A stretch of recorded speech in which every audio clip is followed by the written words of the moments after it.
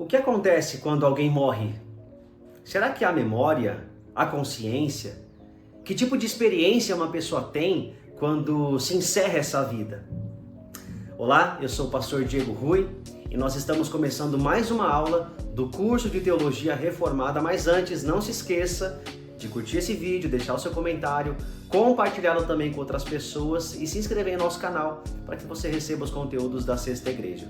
Vamos começar mais uma aula? Vamos juntos!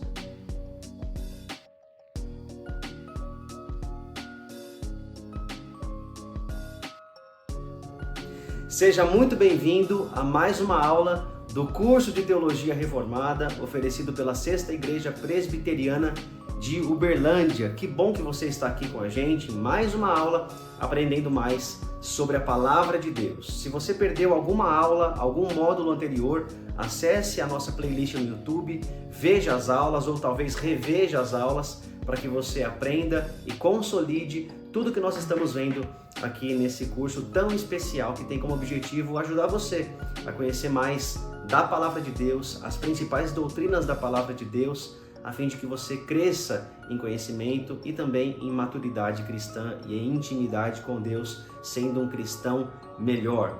Que bom que você está aqui. Nós estamos estudando o módulo Escatologia. Nós começamos na nossa última aula. E hoje, como nós falamos também na última aula, nós vamos abordar o assunto da escatologia individual, que trata, como já falamos na última aula, sobre o final ou o estado do indivíduo. O que acontecerá com o indivíduo quando ele morrer. Então nós vamos gastar essa aula pensando um pouco sobre a escatologia individual. Lembrando que a escatologia individual, ela estuda basicamente a morte física, o porquê nós morremos e quais são as implicações da morte. O que acontece nesse estado de morte, ou seja, no estado conhecido como intermediário, e também falamos de imortalidade e ressurreição. Mas antes de começarmos qualquer assunto aqui sobre escatologia individual, eu quero citar o teólogo holandês Herman Bavinck, quando ele fala um pouco sobre o que a Bíblia diz para nós sobre o estado intermediário ou sobre esse assunto da escatologia individual. Olha que interessante o Bavinck diz. Os dados escriturísticos sobre o estado intermediário são suficientes para as nossas necessidades nesta vida, mas deixam sem resposta muitas questões que podem surgir na mente inquisitiva. Se a pessoa, porém, insistir em resolvê-las, ela só pode tomar o curso da conjuntura e correr o risco de negar o testemunho divino pelas invenções da sabedoria humana. Em outras palavras, nós temos informações sim na Bíblia, mas não são informações finais ou totais ou completas sobre esse assunto que sim é misterioso. E o que o Bavinck nos alerta aqui é que se nós não nos atermos à Bíblia e tentarmos dar respostas para coisas que a Bíblia não responde, nós vamos ter que recorrer à nossa imaginação, a conjunturas, e aí o risco de falar besteira, de incorrer em heresia ou de um equívoco grave da palavra de Deus é muito grande. Como diz o Anthony Huckman, o que o Novo Testamento fala para nós sobre esse estado intermediário não passa de um sussurro, mas mesmo assim nós temos informações suficientes para entendermos um pouco, ou pelo menos o suficiente sobre esse assunto importante. Nós vamos começar falando sobre a morte física, e nós já falamos sobre a morte nos blocos de cosmovisão e também de antropologia. Então aqui nós só vamos relembrar o que nós já falamos, adicionando alguns elementos. Primeiro, é importante nós lembrarmos que em lugar nenhum a Bíblia trata a morte como algo comum, algo natural. A morte, ela é na verdade o castigo imposto por Deus ao pecado cometido pelo ser humano. E o que é a morte? Já falamos que a morte é separação. A morte física é a separação do corpo da alma. A morte espiritual é a separação do homem com Deus. E a morte eterna é a separação eterna do homem, tanto de Deus quanto de tudo que é bom. No nosso caso aqui, importa especialmente a morte física. O pecado trouxe essa separação do que antes era inseparável, corpo e alma. Nós já falamos na nossa aula de antropologia que o ser humano é uma unidade psicossomática. O corpo não é melhor que a alma e vice-versa. Então a morte ela traz essa separação que é catastrófica para o ser humano, porque o ser humano foi criado como um ser corpóreo, material. E a morte impede que o ser humano governe a criação de Deus. O homem foi criado para isso. O homem tem esse papel de ser vice-regente da criação, mas a morte impede que ele faça isso e também que ele desfrute a criação de Deus. Tudo que Deus criou é bom e nós desfrutamos da criação no corpo. E a morte traz essa interrupção. E além disso, a morte impede que o ser humano tenha comunhão com Deus no ambiente que Deus projetou para isso. Mas a morte trouxe essa separação, impedindo que o homem governasse a criação, desfrutasse a criação e se relacionasse com Deus nesse ambiente criado para isso.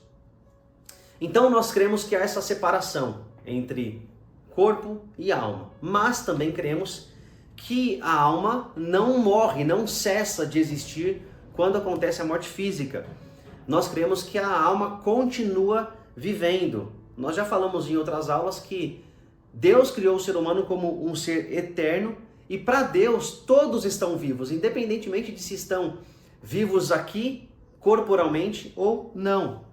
E Jesus ensinou claramente a vida após a morte ou a continuidade da alma após a morte. Veja o que diz Mateus 22, 31 e 32. E quanto à ressurreição dos mortos, vocês não leram o que Deus lhes disse? Eu sou o Deus de Abraão, o Deus de Isaac e o Deus de Jacó.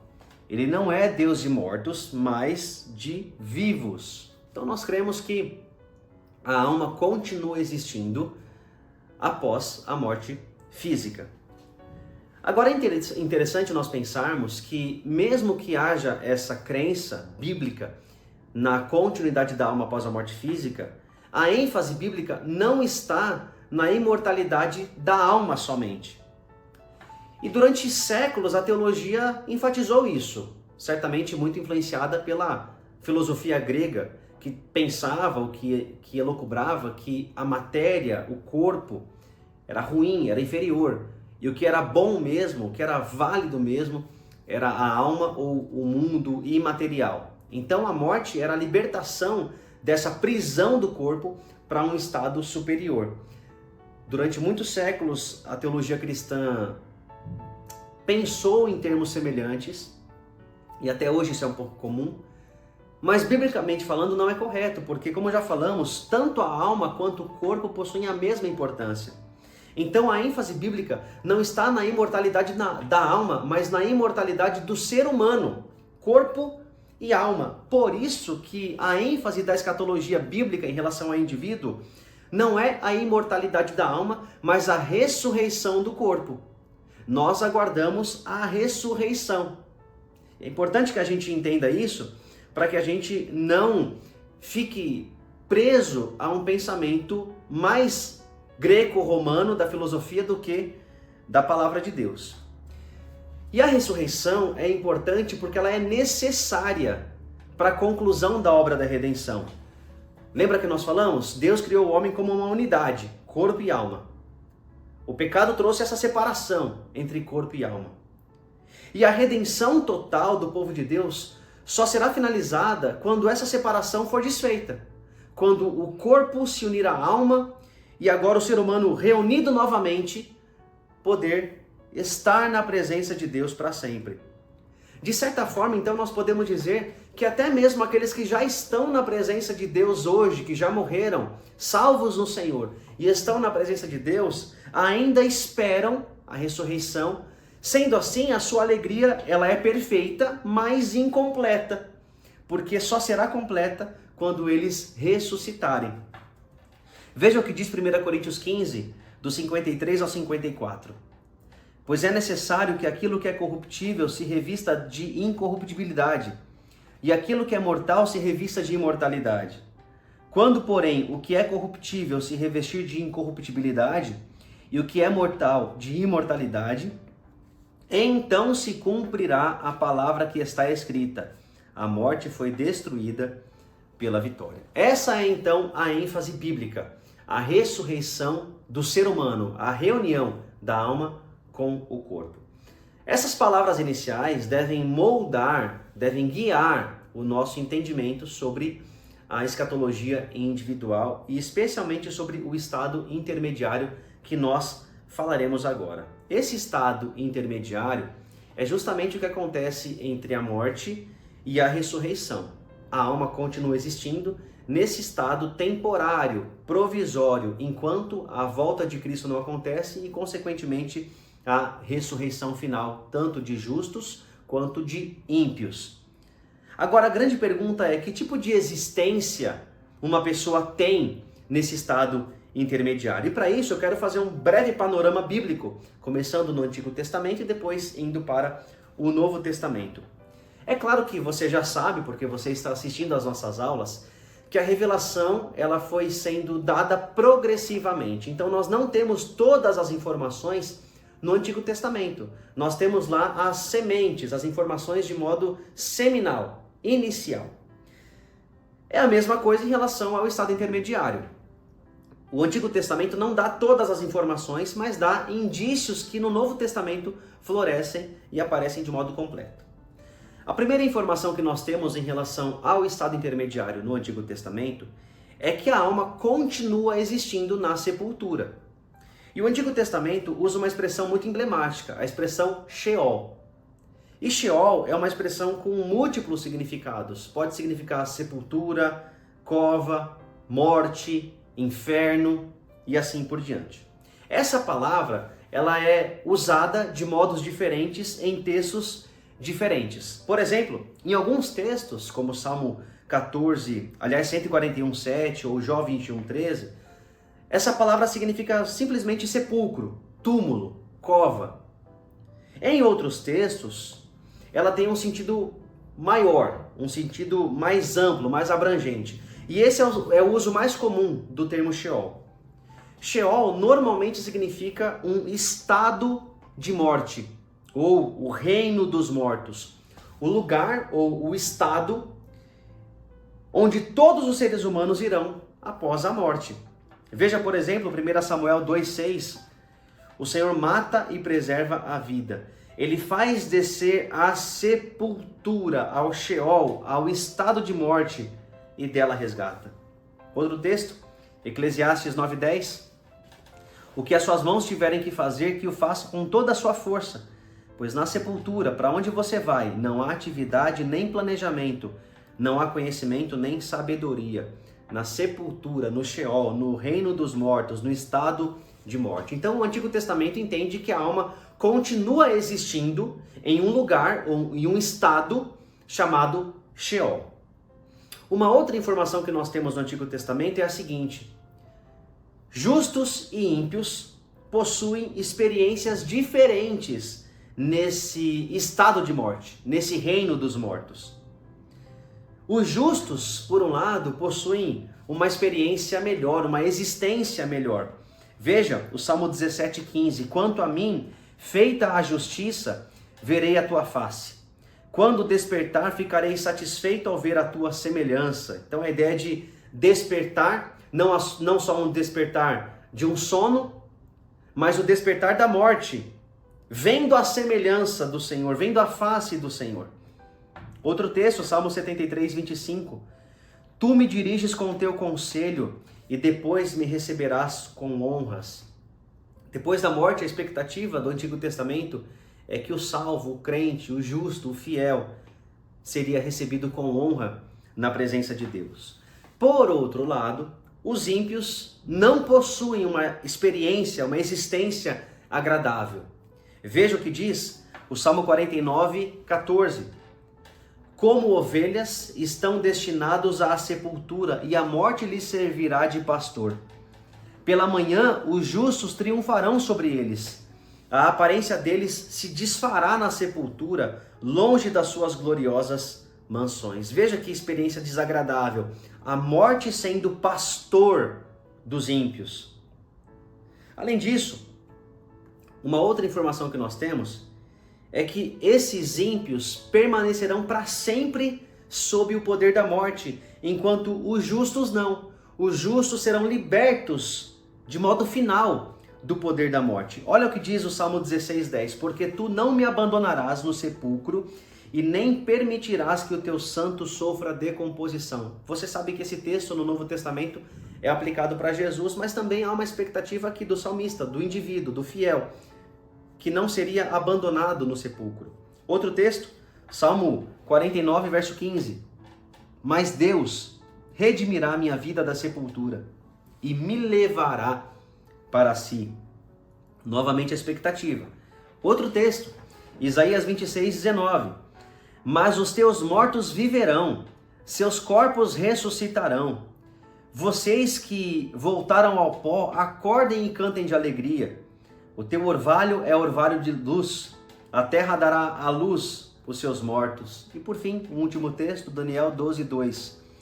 Multidões que dormem no pó da terra acordarão, uns para a vida eterna e outros para a vergonha, para o desprezo eterno. Então veja como o Antigo Testamento vai progredindo a revelação acerca desse estado intermediário.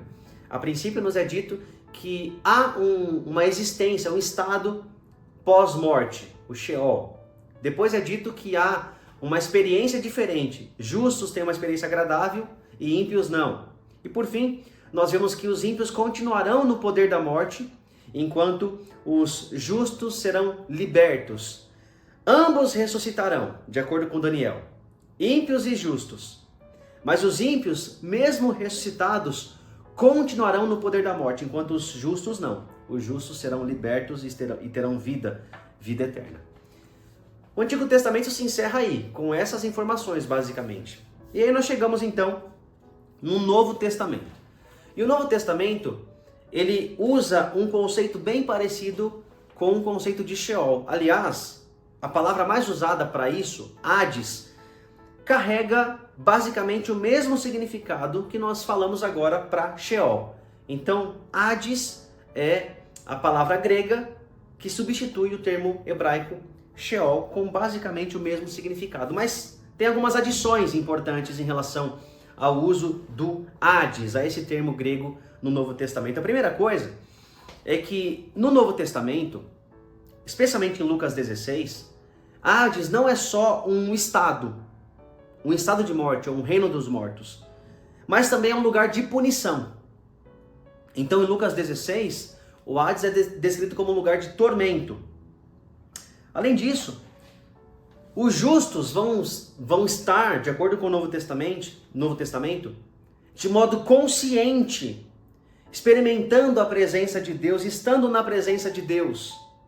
E isso que é uma experiência agradável que falamos no Antigo Testamento. Mas os ímpios terão uma experiência desagradável, e isso significa que eles estarão sendo punidos conscientemente pelos seus pecados. Veja o que diz Lucas 16, do 22 ao 24. Chegou o dia em que o mendigo morreu, e os anjos o levaram para junto de Abraão. O rico também morreu e foi sepultado. No Hades, onde estava sendo atormentado, ele olhou para cima e viu Abraão de longe, com Lázaro ao seu lado. Então chamou-o: Pai Abraão, tem misericórdia de mim, e manda que Lázaro molhe a ponta do dedo na água e refresque a minha língua, porque estou sofrendo muito neste fogo. Nós temos aqui alguns elementos interessantes. Primeiro, o Hades como local de tormento e de sofrimento. Segundo, a consciência de que esse homem estava sendo punido pelos seus pecados, e ele está consciente, sofrendo, lembrando das coisas. Esse é um texto interessante. Agora, o outro lado, a experiência do justo. Filipenses 1, 22 a 23. Porque para mim o viver é Cristo e o morrer é lucro. Caso continue vivendo no corpo, terei fruto do meu trabalho e já não sei o que escolher. Estou pressionado dos dois lados. Desejo partir e estar com Cristo, o que é muito melhor. Então Paulo está dizendo que morrer é estar ao lado de Cristo, tendo uma experiência consciente ao lado do Salvador. Então veja que no Novo Testamento nós temos uma continuidade em relação ao conceito do Antigo Testamento, mas com algumas adições. O Hades é esse local também de tormento, e os justos estarão conscientemente na presença de Deus, enquanto os ímpios estarão conscientemente excluídos para sempre da presença de Deus. Tendo feito esse panorama brevíssimo, geral, do estado intermediário no Antigo e no Novo Testamento, eu quero pensar com você agora sobre o que acontece quando um cristão morre e depois o que acontece quando um ímpio morre. Eu creio que talvez esse bloco vai ajudar você a dirimir, a elucidar algumas dúvidas que talvez você tenha. Vamos lá, o que acontece quando um cristão morre? Quando ele fecha os seus olhos aqui e cessa a sua existência corpórea. Primeira coisa, o cristão é inteiramente santificado. Veja o que diz Hebreus 12, 22 e 23. Mas vocês chegaram ao Monte Sião, a Jerusalém Celestial, à cidade do Deus vivo. Chegaram aos milhares de anjos em alegre reunião, à igreja dos primogênitos, cujos nomes estão escritos nos céus. Vocês chegaram a Deus, juiz de todos os homens, aos espíritos dos justos aperfeiçoados. O que nós entendemos é que assim que um cristão morre, a morte é o instrumento final de purificação, de aperfeiçoamento do cristão. Ele vai para a presença de Deus totalmente livre agora dos seus pecados, totalmente livre da presença do pecado. Ele é inteiramente santificado. Então a morte é o encerramento do processo de santificação do cristão. A morte encerra esse ciclo e ele vai para a presença de Deus totalmente santificado. Além disso, ele vai para esse lugar, para a presença de Deus, em um local que é descrito com vários nomes: céu, paraíso, seio de Abraão, terceiro céu e assim por diante. São termos diferentes que descrevem a mesma coisa, descrevem o mesmo local ou o mesmo estado, estar na presença de Deus. Olha o que diz 2 Coríntios 5:8. Temos, pois, confiança e preferimos estar ausentes do corpo e habitar com o Senhor. Percebe aqui o mesmo conceito que falamos anteriormente? Sair do corpo, estar ausente do corpo, é estar na presença de Deus, é habitar com o Senhor. Como já dissemos, vários nomes para a mesma experiência. Durante muito tempo, algumas pessoas criam, e até hoje creem, que o seio de Abraão era um espaço no Sheol, nesse mundo dos mortos, onde os justos iam, aguardando a vinda do Messias, e aí quando Jesus vem e ressuscita, ele inaugura o céu, o paraíso. Então, os justos saem desse seio de Abraão no Sheol e são levados ao paraíso. Essa é uma doutrina, um entendimento que não tem base bíblica sólida para isso. Aliás, o catolicismo romano defende isso até hoje, a ideia do limbus patrum, o limbo onde os pais, os patriarcas ficaram antes da vinda de Jesus. Nós não cremos nisso na teologia reformada justamente porque não há base bíblica sólida para isso. Então, seio de Abraão, céu, paraíso, terceiro céu, vários nomes para a mesma experiência.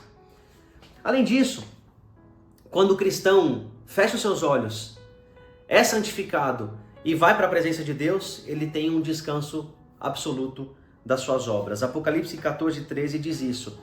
Então ouvi uma voz dos céus dizendo: escreva, felizes os mortos que morrem no Senhor de agora em diante. Diz o Espírito, sim, eles descansarão das suas fadigas, pois as suas obras os seguirão. O cristão estará descansando na presença de Deus. Além disso, o cristão estará consciente de todas as coisas ao seu redor e também possuirá memórias, diferentemente do que muita gente defende por aí. Nós defendemos que o cristão terá memórias no céu e vários textos apontam para isso. Apocalipse 6:9-11 diz assim: quando ele abriu o quinto selo, vi debaixo do altar as almas daqueles que haviam sido mortos por causa da palavra de Deus e do testemunho que deram. Eles clamavam em alta voz: até quando, ó soberano, santo e verdadeiro, esperarás para julgar os habitantes da terra e vingar o nosso sangue? Então cada um deles recebeu uma veste branca, e foi-lhes dito que esperassem um pouco mais, até que se completasse o número dos seus conservos e irmãos que deveriam ser mortos como eles. Percebe aqui a ideia de consciência? Eles sabiam que estavam mortos, sabiam que haviam sido mortos pelo Evangelho, sabiam que o juízo ainda não havia sido derramado. Há um elemento de consciência. Lucas 16 aponta para a mesma coisa, já falamos disso. Aquele rico que morreu estava consciente no Hades. E tantos outros textos apontam para a mesma ideia. Lá em Mateus 7,22, Jesus diz no julgamento: apartem-se de mim, vocês que praticaram a iniquidade. E ele diz isso para pessoas que disseram assim para ele: Senhor, em teu nome profetizamos, em teu nome expulsamos demônios e tantas outras coisas mais. Consciência, lembrança, memória. O que muita gente debate em relação a isso é o seguinte: mas se nós teremos memória, nós sofreremos também. Porque lembraremos de coisas ruins que aconteceram, lembraremos de pessoas que não estarão lá com a gente no céu. Então, não tem como ter memória sem sofrimento. Mas isso não é verdade, porque quando estivermos no céu, até o nosso conhecimento, a nossa memória, tudo em nós será santificado e aperfeiçoado. Nós teremos uma consciência que nós não temos hoje. Então nós conseguiremos sim lembrar de alguém que não está no céu e mesmo assim não estar em luto, não estar triste. Nós saberemos que tudo que Deus faz é bom e é justo, até mesmo a punição daqueles que estão no inferno. É uma consciência que nós hoje não conseguimos ter de modo pleno. Lá nós teremos. Então, haverá consciência, haverá memória e haverá também uma expectativa. A expectativa da glorificação final, da ressurreição. Como já dissemos nessa aula, eles estão lá, no céu, ao lado de Deus, tendo uma alegria perfeita, mas ainda não completa. A alegria completa acontecerá quando ressurgirem e os seus corpos estiverem na presença de Deus. São essas as informações que nós temos sobre o que acontece quando um crente morre. Outros textos trazem indícios de coisas também que podem acontecer. Exemplo, certo texto diz que eles, os cristãos, servirão ao Cordeiro. O que significa isso? Será que haverá algum tipo de função, de trabalho no céu? Não sabemos. Aí já é elucubração, já é conjuntura. O que nós podemos saber é que, seja o que for, seja como for, nós estaremos totalmente santificados, juntos ao nosso Pai, descansando das nossas obras, conscientes, com memórias e aguardando a ressurreição. Esse é o cenário do justo que morre. Agora, o que acontece quando um ímpio morre? Quando alguém que não creu em Jesus morre? Primeira coisa que acontece, essa pessoa é levada a um local de punição. E a Bíblia usa várias metáforas para descrever esse local. O Hades, o inferno. Fogo, vermes que não morrem, trevas exteriores, choro e ranger de dentes e assim por diante. É importante nós entendermos que essas são metáforas. São imagens que a Bíblia usa para tentar descrever a experiência de estar excluído da presença de Deus.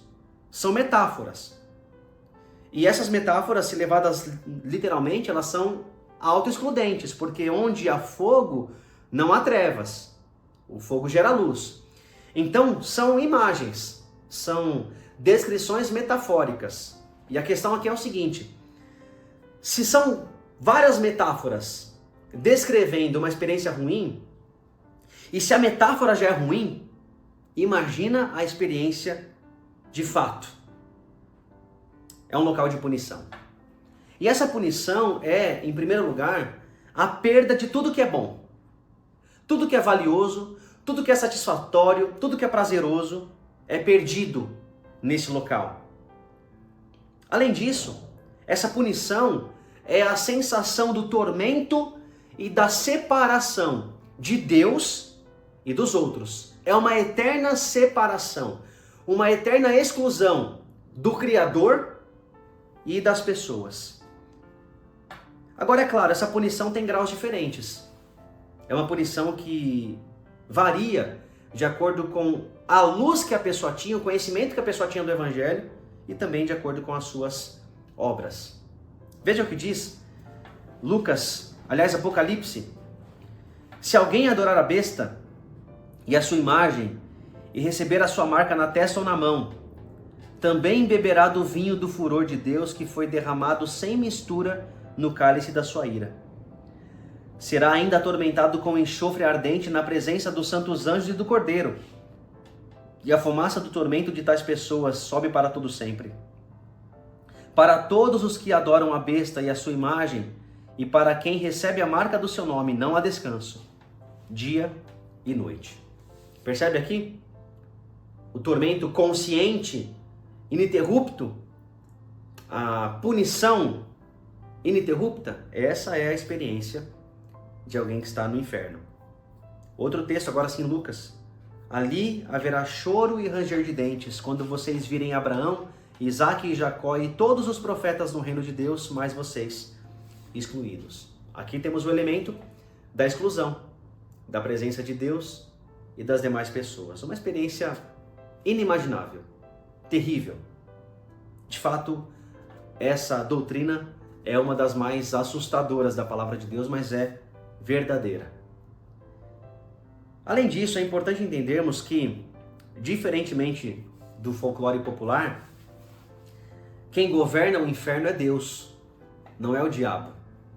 Não existem demônios atormentando pessoas com tridentes e assim por diante. Não. Paulo vai dizer que os demônios estão nas regiões celestiais. Estão nessa esfera. Estão aqui, tentando destruir a igreja, destruir o ser humano. Eles não estão no inferno. No inferno estão as pessoas que estão já recebendo a punição temporária pela sua rejeição do evangelho. É Cristo que domina no inferno. Deus está presente no inferno, sim. Deus não está ausente, Ele está lá. Mas a grande questão é que Ele está lá totalmente em ira, em justiça. E isso é terrível. O céu é céu porque Ele está totalmente lá em graça, em glória. Agora o inferno é inferno porque Deus está lá totalmente em ira, em justiça. Lemos aqui que a fumaça desse tormento subirá para sempre na presença do Cordeiro. Além disso, um outro elemento importante é que aquele que morre sem Cristo e vai para o inferno, ele é mantido nessa condição até o dia do juízo. E nós lemos isso em 2 Pedro 2,9. Vemos, portanto, que o Senhor sabe livrar os piedosos da provação e manter em castigo os ímpios para o dia do juízo. Então a pessoa está lá e não há possibilidade de alteração do seu estado. Hebreus 9 diz que ao homem está ordenado morrer uma vez só e depois disso vem o juízo. Não há chance, não há segunda chance. O tempo de salvação, de arrependimento é durante essa vida. Quando alguém vai para o inferno, ela está lá já sendo punida pelos seus pecados e aguardando a ressurreição quando a sentença será finalmente declarada e agora no seu corpo a pessoa será excluída da presença de Deus e sofrerá eternamente essa punição. É por isso que é tão importante nós, enquanto igreja, estarmos engajados na pregação do Evangelho. Não apenas para que vidas sejam transformadas, famílias, culturas sejam transformadas, mas para que pessoas escapem da ira vindoura e da condenação divina. Com isso, nós fechamos o nosso bloco do que acontece quando um ímpio morre.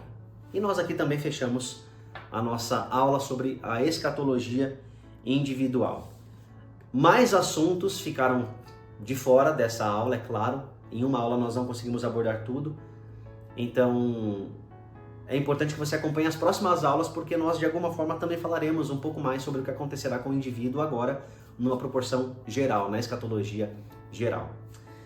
Que Deus abençoe você, espero que essa aula tenha sido proveitosa para você, que você tenha aprendido mais sobre a palavra de Deus.